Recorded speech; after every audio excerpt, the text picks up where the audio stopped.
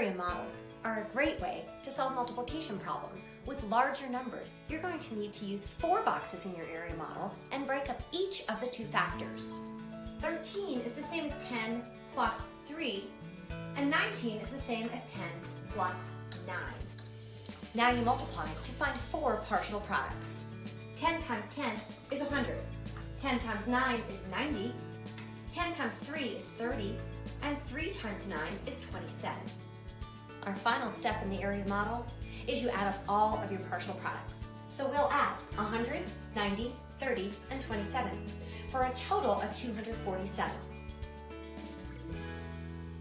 You're going to take your 32 and break it up into 30 plus 2. And you're going to take 45 and break that up into 40 plus 5.